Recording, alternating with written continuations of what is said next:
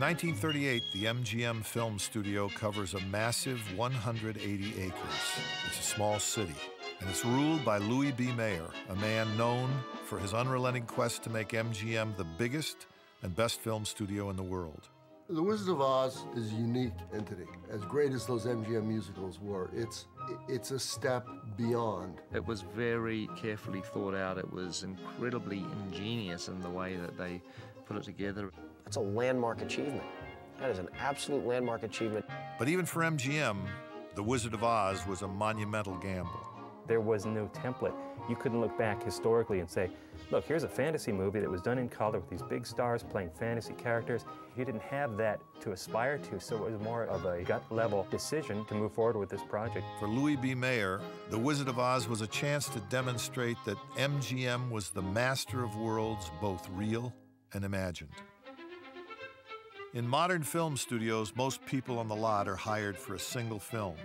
During the studio era, most everyone's an employee. The directors were under contract, the cinematographers, the art department, the sound people. It was endless. I mean, people spent their entire careers at one studio. And they had great staffs of composers, and they had great staffs of orchestrators. The MGM Orchestra was just one of many dedicated staff orchestras that existed for every single studio. There were hundreds and hundreds of great musicians, but Metro was always determined to have the best of the best. Each studio had a workroom and a craft shop and people who made wonderful jewelry, who did it, you know, time after time. So all the major studios had a power company on the lot where they transformed very high voltage current they got from, in this case, probably Hoover Dam. The thing with a timeless movie like The Wizard of Oz is that it is a product of its time. In those days, we wore coats and ties or suits, you know, and nowadays you've got to look like you're shot out of a cannon to be in this business. Otherwise, they think you're going to a funeral, you know. In 1937, at a time when a steak dinner cost 75 cents, Arthur Freed is one of Hollywood's best-paid songwriters. Then Freed takes a supreme gamble. He convinces Louis B. Mayer to make him an apprentice producer, taking an 80% cut in pay. When the rights to The Wizard of Oz are purchased by the studio, Freed knows the musical can make his new career or break it. He was made assistant producer, uncredited, on The Wizard of Oz, and the one decision that was solely his was the ability to choose who was to write the score for The Wizard of Oz. Now, this was a plum project. The Wizard of Oz was being made as an answer to Snow White and the Seven Dwarfs, and everybody in Hollywood wanted a job working on that film, and especially the songwriters. Freed can play it safe. Instead, he shoots for the moon. He hires a pair of New York songwriters, Yip Harburg and Harold Arlen. On Broadway, their style of using rhyming lyrics and music to tell a story has proven highly successful. Integrated dialogue and music. That device had not worked well in Hollywood, and it was considered box office death and was considered too sophisticated for the public. On May 19th, 1938, Yip Harburg and Harold Arlen are given a bungalow and 14 weeks to make movie history.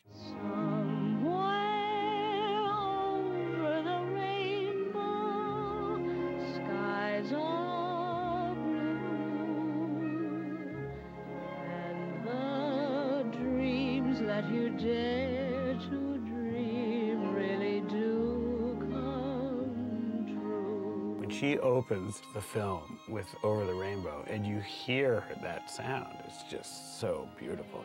When she recorded those takes of singing the Over the Rainbow song, which incidentally was almost cut from the film, that people stood around and wept. She's right there, in tune. There's no big vibrato. There's no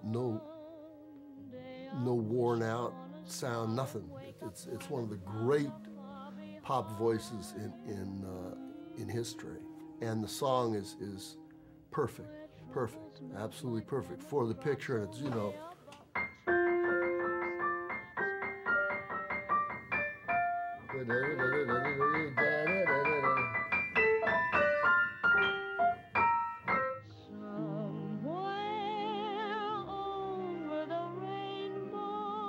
Arlen was a remarkable melodist, fresh, inventive, and his harmonies are unique.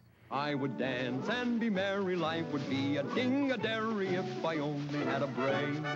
The melody for what became If I Only Had a Brain was originally created for a Broadway musical 2 years earlier called Hooray for What. It somehow didn't end up in Hooray for What, and when they were working on the musical sequences for The Wizard of Oz, Arlen remembered this particular tune, which he felt had a sort of whimsical quality that would be appropriate for the characters of the Tin Man, the Lion, and the Scarecrow.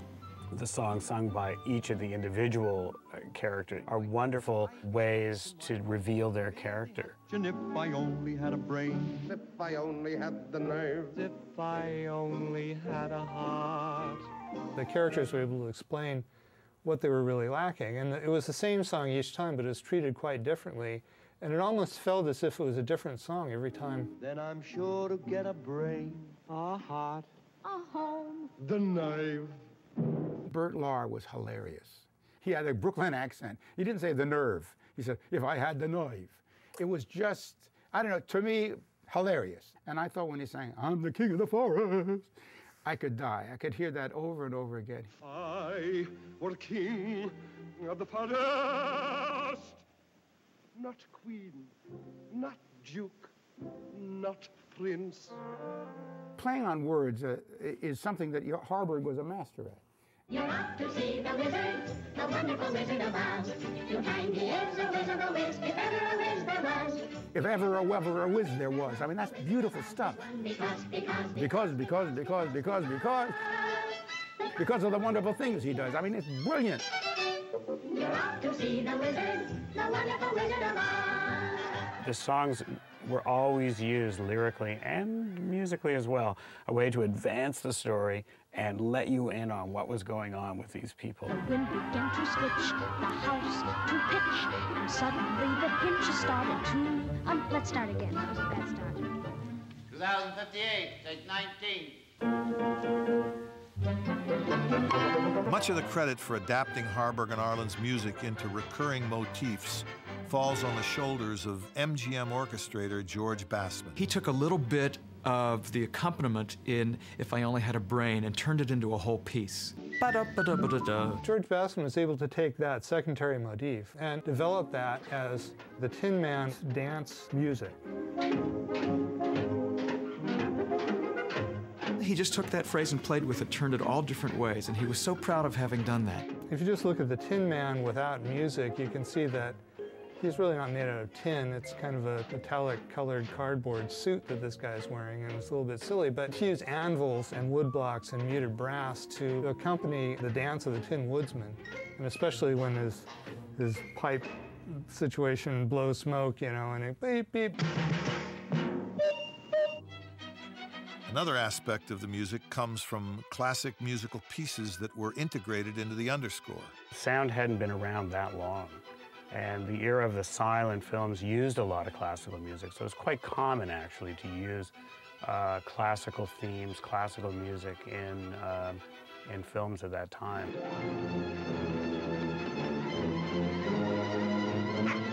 The choice to use a bit of Mussorgsky in the Witch's Castle, it gave an appropriate sense of menace to the audience while still connecting them to something that they most likely would have recognized. You knew instantly that the bicycle riding school marm was the witch just because of the way the music was used.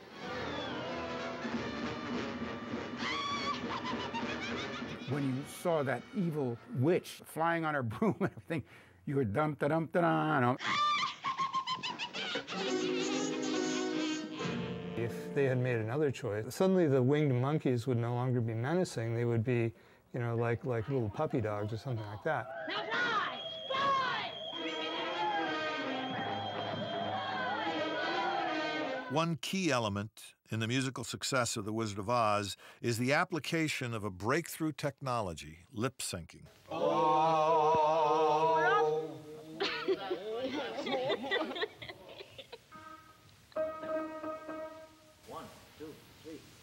Oh, we're off to see the wizard, the wonderful Wizard of Oz. In 1938, MGM had developed a very complex system of recording and shooting musicals with overdubs and multi-tracking, and most interestingly, pre-recording. All the actors would listen to it on a playback and synchronize their lip motions, and they're dancing to the pre-recorded music. The sync is pretty good on it. The lion, he's a little soft every now and again, but Dorothy, I mean, Judy Garland was just incredible with her sync. Ken Darby created many of the wonderful vocal and choral arrangements that we hear in the film, and also helped to create the voices and sounds of the Munchkins with Douglas Shearer, who was the director of recording. The soldiers chanting was done with a bit of technological sleight of hand as well, and actually speeding up the tape recorders that were used to record the male voices and then playing it back at normal speed, which pitched the voices down a fourth and made them sound like monsters. This only came 10 years after there was even sound in films. For the men and women who brought music to The Wizard of Oz and for audiences around the world, Arthur Freed's gamble paid off. Arthur Freed was the one who shepherded it through in its form of integrated dialogue and music. And if it weren't for the vision of Arthur Freed, the film would not exist as it does today and might not be nearly as popular.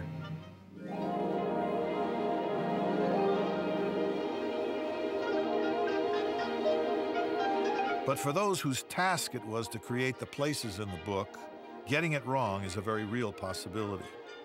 People will go to the movie with an expectation of what they think it should be, and it's an imagination that they've had in their heads since they read the book. And as a filmmaker, you've got to try to meet this invisible threshold. Now you could do it with all these visual effects, but I guarantee you they'd probably overdo it. And you certainly couldn't do a magical book like that in a movie at that time. It couldn't be done. I am Oz, the great and powerful. L. Frank Baum's writing and W. W. Denslow's illustrations provide only a general guide to places and props that would now have to be designed, drawn, built, and decorated for the camera. The little girl gave a cry of amazement and looked about her, her eyes growing bigger and bigger at the wonderful sights she saw. Deciding what those sights are and how they should look is largely left to the imagination until filming in Munchkin Land begins in 1938. The little people who live in this land, it's Munchkin Land, and you are their national heroine, my dear. It's all right. You may all come out and thank her. To mobilize a film of this size in such a relative short amount of time, you know, now you might have a year of pre-production on a film this elaborate, you know, and they did everything in 18 months.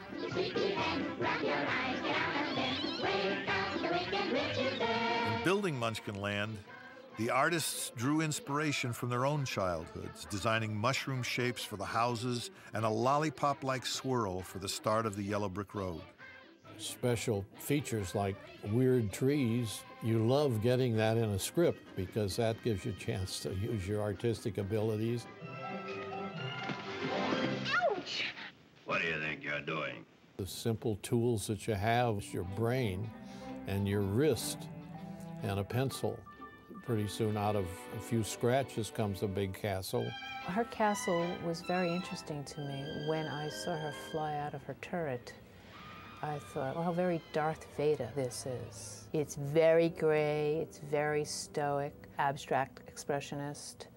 When I was on the set of Lord of the Rings and we were outside of this city, I had this distinct impression because of these gargoyles who were outside guarding the bridge, and something about the rock formations and the set, it really brought me back to The Wizard of Oz. In 1938, MGM is ideally suited to the demands of bringing The Wizard of Oz to the screen. The art department is the envy of other studios. We had about 7 or 8 draftsmen at Paramount. I think they had 40 at MGM. So that was the difference, you know. It was a complete architectural plant, from the designer to the draftsman to the mill to the stage. So it was a factory process of talented people that could take any subject, design it, and build it and see it erected on the stage in a way that could be shot by a cinematographer. You knew everybody on the lot then, producers, directors, and then you had all the shops on the lot, you know, from hardware to paint, and it was fantastic. It had to have been a wonderful way to design because you could really see it all coming together in one place. Everybody gets ideas and feeds off each other creatively. And you see an architectural detail that's gone into a building and you kind of go, oh, that'd be a great hat. MGM's art department's led by a meticulous artist who will earn 11 Oscars in his lifetime. Cedric Gibbons. The 60 sets that'll become Oz are overseen by his assistant, William Horning.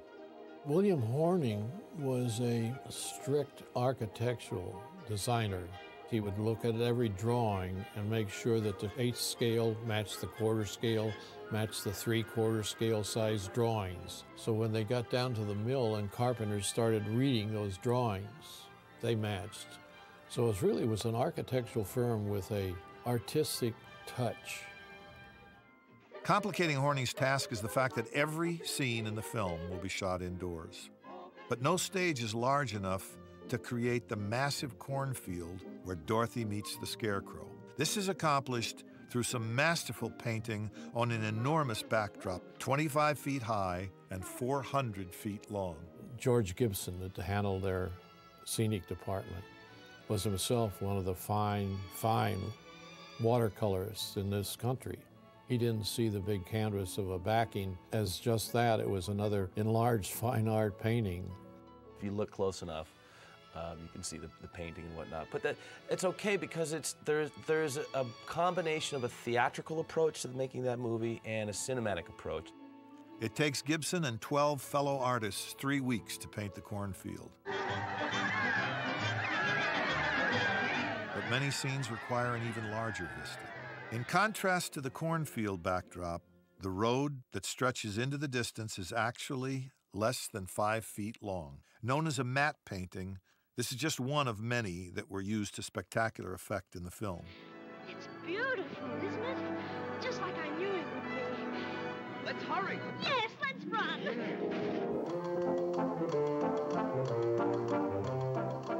If you look at the costumes of Wizard of Oz, you know exactly what that movie is. One is straw, one is tin, one is a lion, and you accept it totally. I don't think you question that there's somebody inside going, you know.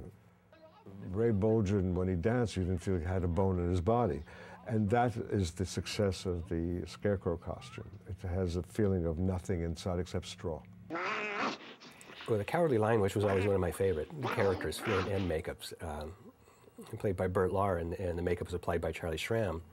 And apparently, Burt Lahr was one of those kind of neurotic actors. He would only have a certain amount of time that he would allow them to do the makeup in, and even if he got there early, he wouldn't sit in the chair until 6 o'clock. But it makes that makeup even that much better to know that you could actually do it on somebody that kind of fights you along the way. Put 'em up, put 'em up. And the suit that he wore was actually apparently a lion skin, a tanned lion skin that was, you know, re-sewn together in a way to make a suit, which I'm sure was quite hot and uncomfortable for him. Jack Haley in the Tin Man makeup wasn't any piece of cake to wear either. I mean, from what I understand, you couldn't sit down in that costume, and it was, you know, made of leather and buckram or something, and it had to be kind of stiff and awkward to have those arms like that and the legs and to not be able to sit. Did that hurt? As a rule, usually we'll bitch and moan about having to do something like that, you know. But like I said, where I think the torture comes in is on a day-to-day basis to have to go through this procedure, and the time it takes to put it on. You come in that much earlier in the morning, it takes time to get it off and remove it properly, still have skin at the end of the day.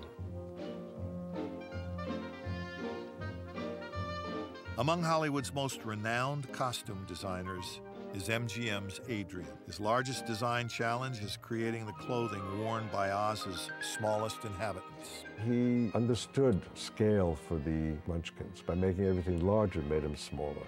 He gave them proportions of their costumes that dwarfed their heights. Today that everyone would be freaking out that you had to make 500 hats, 500 pair of shoes, 85 pair of stockings one color, 85 pairs of stockings another color. Oh, you had every kind of munchkin out there. You had a whole world that you created. It's a difficult kind of proportion to make, and they did an amazing job because they all had integrity as people and as characters, and you totally believed that there was a Munchkin land and you were in it. Costumes, matte paintings, backdrops, and enormous sets allowed the filmmakers to create a world with epic scope. But what goes inside the world has left the greatest impression. The way that it portrayed Oz and the vibrant way in which the world came to life. They didn't just try to adapt the book faithfully, they tried to bring a whole extra layer of magic to the storytelling. One of the most fundamental challenges of The Wizard of Oz is making the impossible look as real as a summer day in Kansas. The Wizard of Oz was a showcase for invention. The man in charge of Ozian impossibilities is Arnold Buddy Gillespie, a self-made, self-taught special effects wizard. Buddy Gillespie, who himself had been an art director way back on the original Ben-Hur. And he ended up being the trick photography guy just because he was the only one willing to take on the challenge. Some of Gillespie's illusions proved deceptively simple. That was actually a true magician's illusion. There's a trap door in the floor. Essentially, she's in the costume and they open the door, blow a bunch of mist into the air, and she actually falls through the floor and the costume is left behind. A far more complex illusion was required to create the twister that devastates the Kansas countryside. The first part was trying to figure out how to get a tornado that they could photograph, because they were actually going to do it on set in a miniature. Gillespie and Don Trumbull create a large muslin sock that's moved on a trolley through the set. There were people underneath actually moving the base of that sock along, and they photographed it with this air blowing out so that the dust sort of softened the edges of the tube, and the tube itself, because of the dynamics of the fabric, had the kind of motion that a tornado should have. The interior of the tornado that Dorothy sees out her window was created using lighting effects over a painted backdrop. And then they combined that by shooting the guys in the rowboat and the Wicked Witch on the bicycle and all that stuff.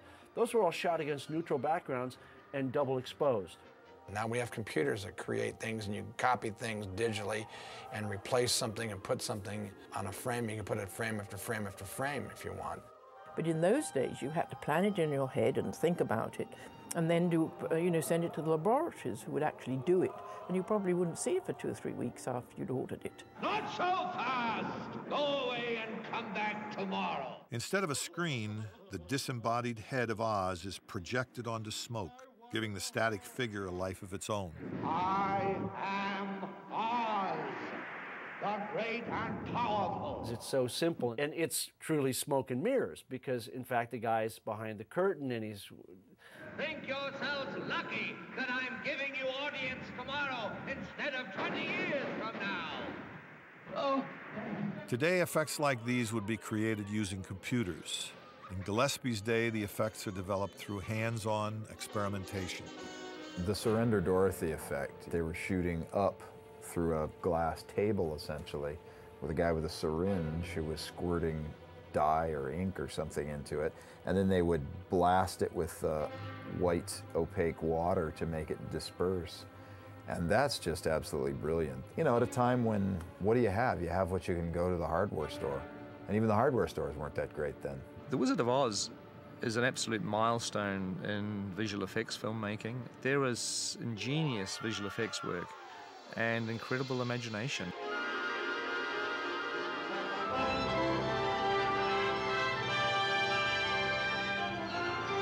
Audiences entered the theaters for The Wizard of Oz knowing that a wondrous, colorful world awaited. Instead, they got Kansas. To do a film that was pure color and yet started in sepia tone, that is an amazing piece of guts to do that.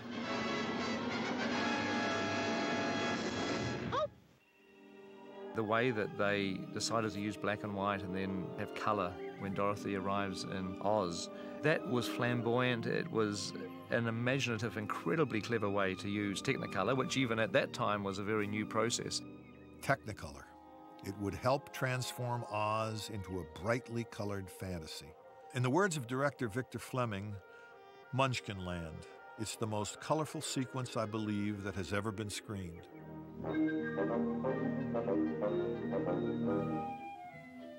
It exploded with color. I mean, everything was brilliant and gorgeous, but it was warm and inviting at the same time.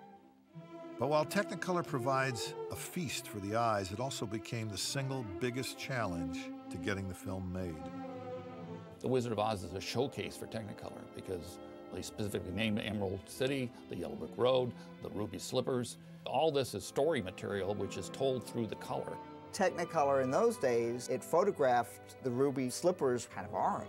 So some compromise needed to be made, putting perhaps more magenta into the ruby slippers so that they come out red and not orange. Another key aspect of Harold Rosson's photography requires heavy lifting. The camera was 500 pounds, and it literally was the size of a refrigerator of that period.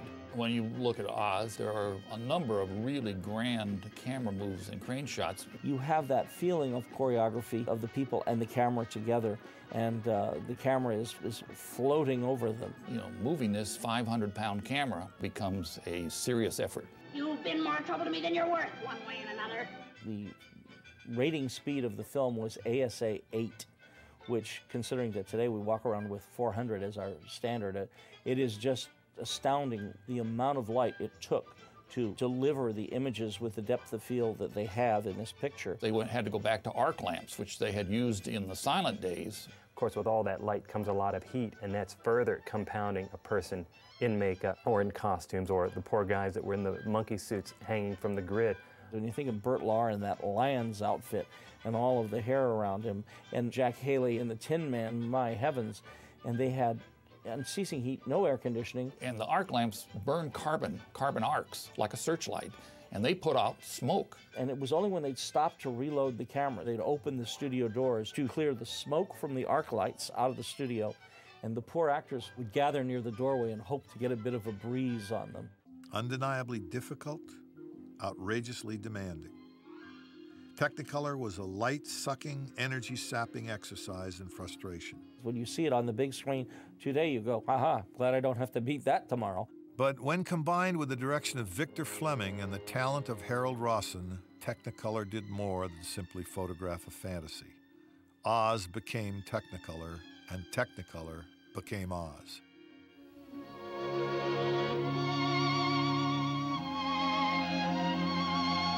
How can you not look at that film and be marveled by it, amazed by it? I was enthralled by the wonderfulness of all his wonder. So I guess that's what I would say if you asked me to sum it up in one word. This film has had the advantage of being shown time and time again in a way that ingratiated itself with a certain generation who in turn wanted to share it with the next generation. I mean, I forced my kids to watch Wizard of Oz. You know, I remember my daughter Veronica, when she was 3, I sat there like with tears in my eyes, watching her big eyes just kind of staring at the TV screen and just like soaking this in, you know. And it's just like, you know, I can give this to my daughter. That's something that I love so much, you know. I think of Dorothy and Ruby Slippers and Toto, and it's just precious. I had a crush on Judy Garland, but that goes without saying. Judy Garland was some kind of genius, not only as a singer, but as an actor. And nowhere more on view than in this film. I think a fabulous, entertaining film, and I think that we need more like that, to be honest with you. It's light-hearted, it's got a moral to it. And the lesson of The Wizard of Oz is, well, when you think you're lacking something, where do you find it? You look inside. You can feel the heart and the care that's gone into every frame of that film. It is a great film. And beautifully done, and it'll last forever, you know. And now, thanks to the restoration that has happened to it, it looks and sounds better than it ever has, and will be around for a long time.